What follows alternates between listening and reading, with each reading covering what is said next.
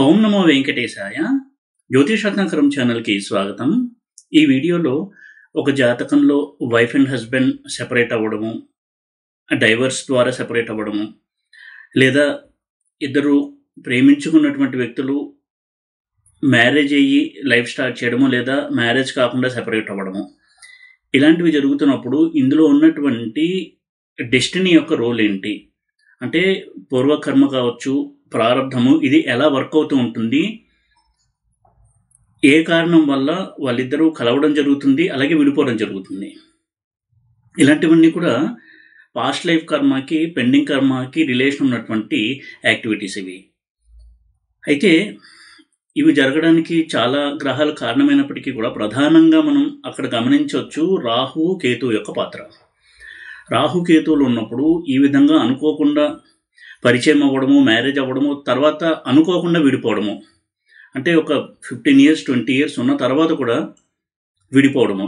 అయితే విడిపోవడం కూడా డైవర్స్ ద్వారా విడిపోవడం కావచ్చు, లేదా సెపరేట్గా ఉండడం డైవర్స్ తీసుకోకుండా. ఇలాంటివన్నీ చూస్తున్నప్పుడు అక్కడ రాహు యొక్క పాత్ర, కేతు యొక్క పాత్ర స్పష్టంగా మనం గమనించవచ్చు. అయితే నేను ఎప్పుడూ చెప్పేటట్టుగా జైమినీ సిస్టంలో కూడా ఆరూఢాలని కావచ్చు, కారకత్వాన్ని కూడా మనం స్టడీ చేయాలి. అయితే కొన్ని బేసిక్ కాన్సెప్ట్స్ నేను గమనించినవి, నాకు వచ్చిన కేస్ స్టడీస్లో వాటిని ఆధారం చేసుకుని రాహుకేతువుల పాత్ర ఎంతవరకు ఉంటుంది, మనకు ఇండికేషన్స్ ఎలా ఇస్తాయి అనేది మనం తెలుసుకోవడానికి వీలవుతుంది. ఇలాంటి కొన్ని కాన్సెప్ట్స్ నేను చెప్పడం ద్వారా ఈ వీడియో చేస్తున్నాను. అయితే ఈ రాహుకేతువుల యొక్క పాత్ర ఎప్పుడైతే స్పష్టంగా ఉంటుందో, ఆ మ్యారేజ్ కావచ్చు, లవ్ కావచ్చు, అందులో కొంత డిస్టర్బెన్స్ అనేది ఉంటుంది. ఏ రకమైన డిస్టర్బెన్స్ అనేది, ఏ హౌస్లో ఉన్నారు, ఏ ప్లానెట్స్తో ఉన్నారు, ఏ రాశిలో ఉన్నారు, ఇలాంటి దాన్ని బట్టి మనం అంచనా వేయాల్సి ఉంటుంది. అయితే ఖచ్చితంగా రాహు కావచ్చు, కేతు కావచ్చు, మ్యారేజ్ లేదా లవ్ అఫేర్ దీనికి సంబంధించిన స్థానాల్లో ఉన్నట్టయితే మ్యారేజ్లో, లవ్ అఫేర్లో ఒక కుదుపు అనేది ఉంటుంది. దాని ఎండింగ్ ఎలా ఉంటుంది అనేది ఆ దశ నడుస్తున్నప్పుడు ఏ ప్లానెట్స్తో రాహు కానీ కేతు కానీ కలిసి ఉన్నారు, ఏ హౌస్లో ఉన్నారు అనే దాన్ని బట్టి మనం అంచనా వేయాలి. ముఖ్యంగా రాహు యొక్క రిజల్ట్స్కి, కేతు యొక్క రిజల్ట్స్కి చాలా తేడా ఉంటుంది. రాహువు, కేతు ఇద్దరు కూడా పూర్వజన్మ కర్మలను అనుసరించి రిజల్ట్స్ ఇచ్చే ప్లానెట్సే. అయితే రాహువు అబ్సెషన్ని తెలియజేస్తారంటే తీవ్రమైనటువంటి వ్యామోహం. ఇక్కడ రాహు వల్ల మ్యారేజ్ జరిగింది లేదా లవ్లోకి ఎంటర్ అయ్యారు అంటే దాని అర్థము పూర్వజన్మలో ఉన్నటువంటి ఆ బాండింగ్ అనేది ఇంకా వాళ్ళు కొనసాగించాలి అని కోరిక ఉన్నప్పటికీ కూడా కొనసాగించలేక చనిపోవడము, అది ఈ జన్మలో కంటిన్యూ అవ్వడము. కేతు విషయానికి వచ్చినట్టయితే ఆ రిలేషన్ అనేది చాలా స్ట్రాంగ్గా కొనసాగింది పాస్ట్ లైఫ్లో, అది ఈ జన్మలో ఎండ్ అవుతుంది అని దాని అర్థము. కేతు ఎప్పుడు కూడా ఎండింగ్ ఇస్తాడు, రాహువు ఎప్పుడు కంటిన్యూషన్ ఇస్తాడు. రాహు ఎప్పుడు కూడా ఇంకా ఇంకా ఇంకా అనేటువంటి ఒక ధోరణి ఉంటుంది. ఎందులో ఉన్నా సరే, మ్యారేజ్ విషయమే కాదు, ధనం కూడా ఎంత సంపాదించినా తృప్తి ఉండదు. అలాగే పదవి, ఎన్ని పదవులు వచ్చినా ఇంకా అనుభవించాలి పదవిని, ఇంకా పై పదవికి వెళ్ళాలి, ఇటువంటి ఒక తృష్ణ అనేది ఉంటుంది. మృగతృష్ణ అంటాము. ఇటువంటి మృగతృష్ణ ఉండేటువంటి ప్లానెట్ రాహువు. కేతు ఎప్పుడు కూడా బంధాలని తెంచేస్తాడు. ఇంకా చాలు, రుణం అయిపోయింది, ఇంకా దాన్ని డిస్కనెక్ట్ చేద్దాము, చాలా సడన్గా కూడా డిస్కనెక్ట్ చేసేస్తాడు కేతువు. అలాగే ఏదన్నా యోగాలు ఇచ్చినా కానీ చాలా సడన్గా ఊహించకుండా ఆ యోగాన్ని ఇచ్చేసి ఆ కర్మను అనుభవంగా చేసేసి బ్యాలెన్స్ని కంప్లీట్ చేసేస్తాడు. అందుకే కేతు ఇచ్చేటువంటి రిజల్ట్స్ సాధారణంగా ఎలా ఉంటాయంటే అనూహ్యంగా ఉంటాయి, చాలా డిఫరెంట్గా ఉంటాయి ఆ రిజల్ట్స్. అంతవరకు ఒక ఫీల్డ్లో ఉన్న వ్యక్తి కేతు మహాదశ రాగానే వేరొక ఫీల్డ్లోకి వెళ్ళడము, అంటే ఆ ఫీల్డ్కి సంబంధించినటువంటి కర్మలు పాస్ట్ జన్మలు బలంగా ఉన్నాయి, దాన్ని అనుభవింపచేస్తాడు కేతువు. కేతువు ఎప్పుడూ కూడా ఒక చేంజ్ని చూపిస్తాడు. రాహు అటువంటి ధోరణి చూపించకపోయినా కేతు మాత్రం స్పష్టంగా చూపిస్తాడు. కేతు మహాదశ వచ్చిందంటే వారి వ్యక్తిత్వంలో మార్పు వస్తుంది, వారి యొక్క ఇష్టాయిష్టాల్లో మార్పు వస్తుంది, వాళ్ళ అభిరుచుల్లో మార్పు వస్తుంది, మొత్తం వాళ్ళ పర్సనాలిటీ, వాళ్ళ వ్యక్తిత్వం అంతా కూడా చేంజ్ అవుతుంది పాజిటివ్గా. అంటే జాతకుడిని క్లీన్ చేసేస్తాడు కేతు తన యొక్క 7 సంవత్సరాల మహాదశలో. ఇక రాహు కేతువుల పాత్ర ఈ మ్యారేజ్ అలాగే లవ్ అఫేర్స్ ఎలా ఉంటుంది అని చూసినట్టయితే, రాహు ఎప్పుడైతే ఉదాహరణకి 5th హౌస్లో ఉండడం, 7th హౌస్లో ఉండడం జరిగి 5th హౌస్తో 7th హౌస్తో రిలేషన్ కలిగి ఉంటాడో, రాహు ఇచ్చే మ్యారేజ్ లవ్ మ్యారేజ్ అయి ఉంటుంది. అది కూడా inter caste, inter religion marriage అయ్యి ఉంటుంది.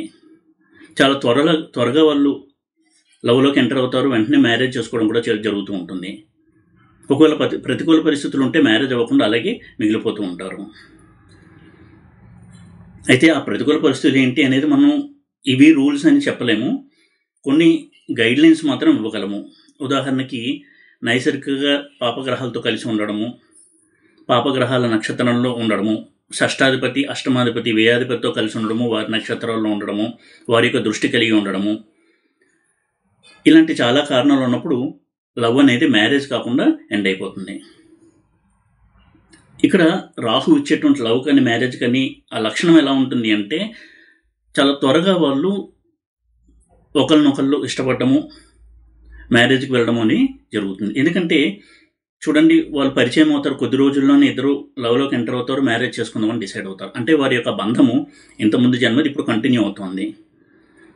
వారి యొక్క ఎమోషన్స్ ఏవైతే ఉన్నాయో అవి పాజులో పెట్టబడ్డాయి పాస్ట్ లైఫ్లో, అవి ఇప్పుడు కంటిన్యూ అవుతూ ఉంటాయి ప్లే బటన్ నొక్కడం ద్వారా. అయితే కేతువు కూడా ఇటువంటి లక్షణం ఇచ్చినప్పటికీ కూడా కేతువు యొక్క నేచర్ చూడండి. ఉదాహరణకి ఒక ఐసోలేషన్లో ఉండి పార్ట్నర్ కోసం వెతుకుతూ ఉన్నప్పుడు కేతువు ఇంకొక పార్ట్నర్ని చూపిస్తాడు. ఉదాహరణకి భార్య చనిపోయి ఉండొచ్చు, లేదా భర్త చనిపోయి ఉండొచ్చు, సింగిల్గా ఉండొచ్చు. అప్పుడు కూడా తనకి ఎమోషనల్గా కనెక్ట్ అయ్యే వ్యక్తి తారసపడము, అతనితో కనెక్ట్ అవ్వడము, మ్యారేజ్ చేసుకుందాం అనుకోవడము, ఇటువంటి ధోరణి ఉంటుంది కేతువు దగ్గర. కేతువు కనెక్ట్ చేశాడు అంటే ఇద్దరికీ కూడా ఒక పాస్ట్ లైఫ్లో సేమ్ ఎమోషన్స్ని ఇద్దరు షేర్ చేసుకుంటూ ట్రావెల్ చేశారు. అది కూడా హయ్యర్ ప్లేన్లో ఉంటాయి వారి యొక్క ఆలోచనలు. కేతువు ఎప్పుడు కూడా హైట్స్ని సూచిస్తాడు.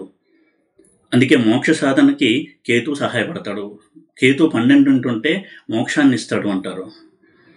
కేతువు ఎప్పుడు హయ్యర్ థింగ్స్, హయ్యర్ ఆబ్జెక్ట్స్, వీటిని సూచించేటువంటి గ్రహము. అంటే ఒక వ్యక్తి ఉన్నారు, అతనికి భార్య చనిపోయింది, అలాగే ఇంకొక వ్యక్తి ఉన్నారు, ఆమెకి భర్త చనిపోయాడు. వీళ్ళిద్దరూ కలుసుకుంటారు. అయితే వీళ్ళిద్దరికీ కూడా సేమ్ థాట్ ప్రాసెస్ అనేది ఉంటుంది. ఎమోషనల్లీ కనెక్ట్ అవుతారు, స్పిరిచువల్లీ కనెక్ట్ అవుతారు. ఇంకా చెప్పాలంటే అంటే వీరికి కూడా తత్వచింతన, స్పిరిచువల్ నాలెడ్జ్, ఆధ్యాత్మిక చింతన, ఆధ్యాత్మిక ప్రగతి ఇవన్నీ ఉంటాయి. కాబట్టి అలాంటి ఒక లోన్లీనెస్లో ఉన్నప్పుడు కనెక్ట్ అవుతారు. కేతు కనెక్ట్ చేయడానికి, రాహు కనెక్ట్ చేయడానికి చాలా తేడా ఉంటుంది.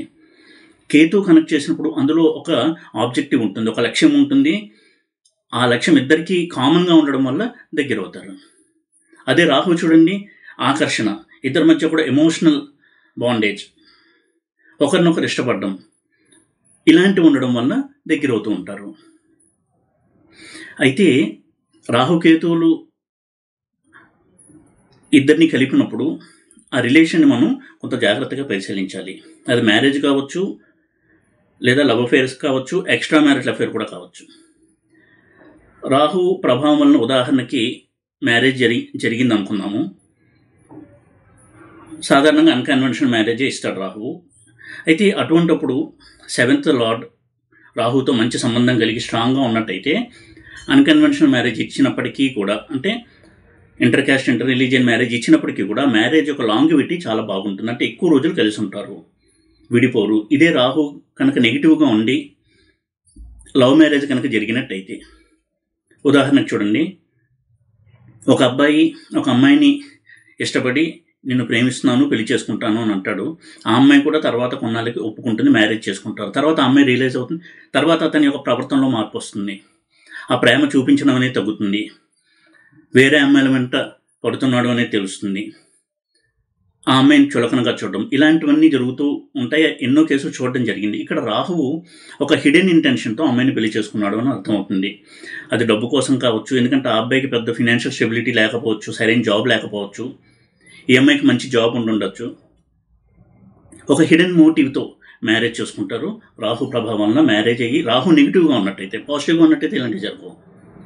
రాహు నెగిటివ్గా ఉండి మ్యారేజ్ చేసినట్టయితే ఇలాంటి రిజల్ట్స్ని ఇస్తాడు. తర్వాత చాలా తీవ్రమైనటువంటి వేదనకు గురవుతూ ఉంటారు అటువంటి అమ్మాయిలు. ఎందుకంటే ఇక్కడ రాహువు ఒక చీటింగ్ అనే ఆబ్జెక్టివ్, మోసం చేయడము అనేటువంటి ఒక ఎజెండాతో లవ్ని ప్రపోజ్ చేయడము, తర్వాత మ్యారేజ్కి వెళ్ళడం అనేది చేస్తూ ఉంటాడు. రాహుకి ఆశ ఎక్కువ, గ్రీడీ ప్లానెట్ అంటాం. అన్నీ కావాలి, అంతా కావాలి, ఎవరికి లేనివన్నీ తనకు కావాలి, ఎవరికి ఉండకూడదు, తనకే అన్నీ ఉండాలి. ఇటువంటి ఒక అత్యాశ, దురాశ ఇవన్నీ ఎక్కువ ఉండే ప్లానెట్ రాహు. తను అనుకున్న దానికోసం ఎటువంటి మోసాన్నైనా చేస్తాడు. ఇదే కేతు విషయం చూడండి. కేతు కూడా మ్యారేజ్ చేసుకుంటాడు, కానీ ఆ పార్ట్నర్ మ్యారేజ్ అయిన తర్వాత వైఫ్ కావచ్చు, హస్బెండ్ కావచ్చు, ముఖ్యంగా అమ్మాయిలకి ఇటువంటివి ఎదురవడం అనేది నేను చూస్తూ ఉన్నాను. ఆ అబ్బాయి చాలా సడన్గా మన ఇద్దరం విడిపోదాం అనేటువంటి డెసిషన్ చెప్పడము, ఇటువంటి ఒక పరిస్థితిని ఎదుర్కొంటూ ఉంటారు అమ్మాయిలు. అయితే అక్కడ కూడా ఆ కేతు ప్రభావం ఉన్నప్పుడు ఆ హస్బెండ్ వేరే స్త్రీతో కనెక్ట్ అవ్వడము, దానికి కూడా ఒక స్పిరిచువల్ కనెక్షన్ కావచ్చు, లేదా ఇంకొక కనెక్షన్ కారణమై ఉండడము, దాన్ని వదులుకోలేక తప్పని తెలిసినా కానీ ఆ రిలేషన్లో కంటిన్యూ అవుతూ ఉండడము, అది ఈవిడకి తెలిసి ఇద్దరి మధ్య డిస్కషన్, అలాగే ఆర్గ్యుమెంట్స్ ఇవన్నీ ఎక్కువయ్యి చివరికి సెపరేట్ అవ్వడము. రాహుకి కేతుకి చాలా తేడా ఉంటుంది సెపరేషన్ చేసే విషయంలో. ఏమైనా కానీ వీళ్ళిద్దరూ ఉన్నప్పుడే ఇటువంటి అపశృతులన్నీ జరుగుతూ ఉంటాయి మ్యారీడ్ లైఫ్లో. చాలా చాలా కుదుపుకి గురి చేస్తారు రాహుకేతువులు. మ్యారేజ్కి సంబంధించినటువంటి హౌసెస్ని కనుక ఇంపాక్ట్ చేస్తూ ఉంటే స్ట్రాంగ్గా. అందుకే రాహు యొక్క ప్లేస్మెంట్ కావచ్చు, కేతు యొక్క ప్లేస్మెంట్ 7th హౌస్లో, 8th హౌస్లో, 12th హౌస్లో ఉన్నప్పుడు ఎంత స్ట్రాంగ్గా ఉంది, ఎంత పాజిటివ్గా ఉంది అనేది చాలా ముఖ్యం. స్ట్రాంగ్గా ఉన్న నెగిటివ్గా ఉంటే తీవ్రమైనటువంటి ఫలితాలు చాలా త్వరగా జరుగుతాయి. ఒక్కొక్క హౌస్లో వీరి యొక్క నేచర్ ఒక్కొక్కలా ఉంటుంది. 7th హౌస్ గురించి ఇప్పుడు మాట్లాడుకున్నాము. ఇద్దరు పార్ట్నర్ మధ్య కొంతవరకు సెపరేషన్ ఉంటుంది. అది కూడా ఒక మోసం వల్ల కావచ్చు, స్పిరిచువల్ కనెక్టివిటీ వల్ల కావచ్చు.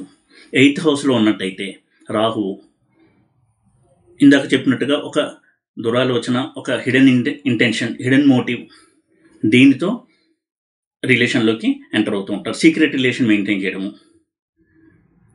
కేతు విషయానికి వచ్చినట్టయితే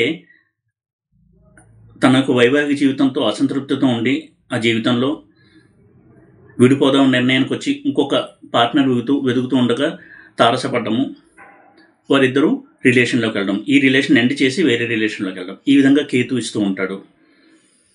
కేతు ఎప్పుడూ కూడా తన యొక్క ప్రిన్సిపల్స్, తన సూత్రాలు, సిద్ధాంతాలు, వీటికి కట్టుబడే వ్యక్తి కోసం ఎక్కువగా వెతుకుతూ ఉంటాడు. 8th హౌస్లో ఉన్నప్పుడు 8th హౌస్ అనేది హిడెన్ సీక్రెట్స్, రహస్యమైన విషయాలు, వీటికి సంబంధించినటువంటి హౌస్ కాబట్టి రాహు ఉన్నట్టయితే సీక్రెట్ అఫైర్స్ అనేది ఎక్కువగా ఇస్తాడు. విడాకులు ఇవ్వకపోయినా వేరే స్త్రీతో ఉండడము, ఇలాంటివి చేయించేవాడు రాహు. కేతు ఉన్నట్టయితే 8th హౌస్ అనేది సీక్రెట్స్కి సంబంధించిన హౌస్ అని చెప్పుకున్నాం. అంటే స్పిరిచువల్ నాలెడ్జ్, మంత్ర సాధన, ఇటువంటి హౌస్ అది. అందుకే ఒక ఎగ్జాంపుల్ కూడా చూడడం జరిగింది. వారిద్దరూ కూడా ఇద్దరు మంచి స్పిరిచువల్ ప్రాక్టీషనర్స్, అంటే ఆధ్యాత్మిక చింతన ఎక్కువగా ఉన్నటువంటి వ్యక్తులు. ఆవిడికి భర్త చనిపోవడము, ఈయనతో రిలేషన్లోకి రావడము, ఈయనకి ఇంకా మ్యారేజ్ అయ్యి ఉండగా, ఇటువంటివి జరగడానికి కేతు యొక్క ప్రభావం స్పష్టంగా అక్కడ మనం గమనించవచ్చు. ఇవన్నీ కూడా పాస్ట్ లైఫ్ పెండింగ్ కర్మాస్ని సూచిస్తాయి. ఆ పెండింగ్ కర్మ ఉండడం వల్లనే ఆ ఇద్దరు వ్యక్తులు కూడా తారసపడడం జరిగింది.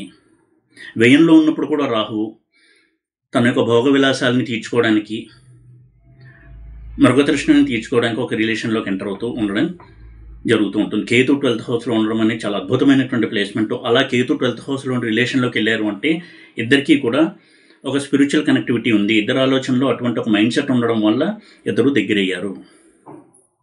ఇది కేసు సూచిస్తాడు. రాహుకేతులు ఇద్దరికి అంత తేడా ఉంటుంది. అయితే రవి యొక్క ప్రభావం స్ట్రాంగ్గా కనుక్కున్నట్టయితే ఆ రిలేషన్ అనేది డైవర్స్ ద్వారా ఎండ్ అవుతుంది. ఇక రాహుకి కేతువుకు ఉన్న తేడా, కేతు చాలా పెయిన్ఫుల్ బ్రేకప్ అనేది ఇస్తాడు. అంటే బ్రేక్ అయ్యే టైంలో ఆ వ్యక్తి ఊహించడు ఇంత పెయిన్ ఉంటుంది అని. అటువంటి పెయిన్ ఇచ్చేటువంటి గ్రహం కేతువు.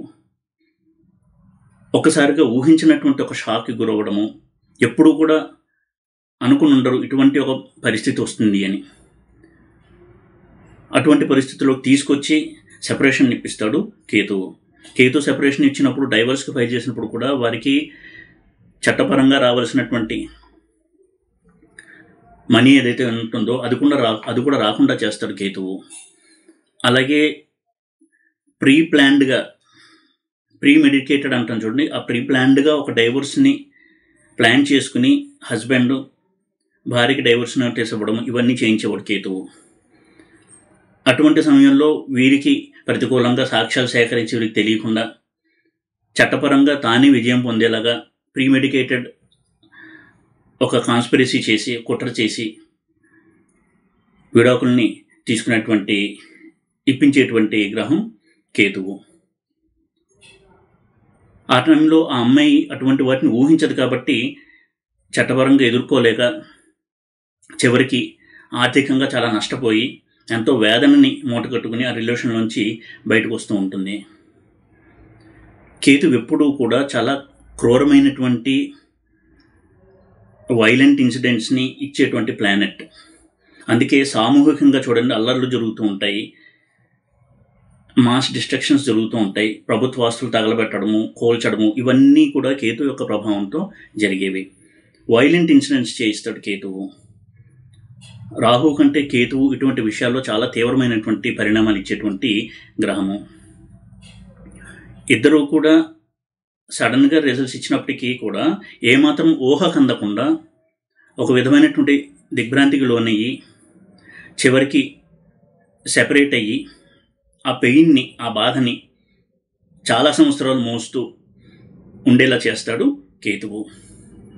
అందుకే నవగ్రహ స్తోత్రాల్లో కూడా కేతువుకి రౌద్రం, రౌద్రాత్మకం, ఘోరం అని చెప్పబడింది. అంత తీవ్రమైనటువంటి ఫలితాలు, వైలెంట్ ఇన్సిడెంట్స్, అగ్రెసివ్ ఇన్సిడెంట్స్, ఇవన్నీ కూడా ఇచ్చేటువంటి ప్లానెట్ కేతువు.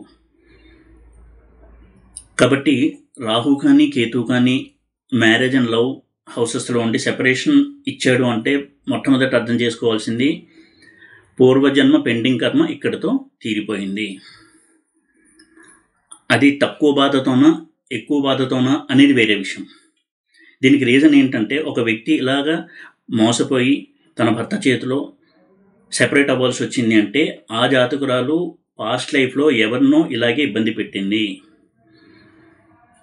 అదే తనకి రిటర్న్గా ఈ జన్మలో వచ్చింది. అలా మనకి పాస్ట్ లైఫ్ కర్మల్స్ని రిటర్న్గా ఇస్తూ అనుభవింపచేసేటువంటి ప్లానెట్స్ రాహువు, కేతు ప్రధానంగా.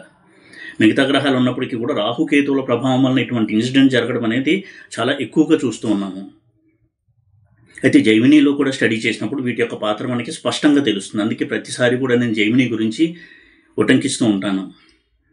దారపాదము, ఉపపాదము, దారకారక గ్రహము, వీటిని కూడా మనం పరిశీలన చేయాలి. అలాగే జైమినీలో ఉన్నటువంటి చరదశ, స్థిరదశ, ఇలాంటివి కూడా మనం పరిగణలోకి తీసుకుని ఆ దశలు వచ్చినప్పుడు ఇటువంటి ఇన్సిడెంట్స్ జరగవచ్చు అని ముందుగానే ఊహించుకున్నట్టయితే కొంత మనం కూడా కరెక్టివ్ యాక్షన్స్ తీసుకోవచ్చు.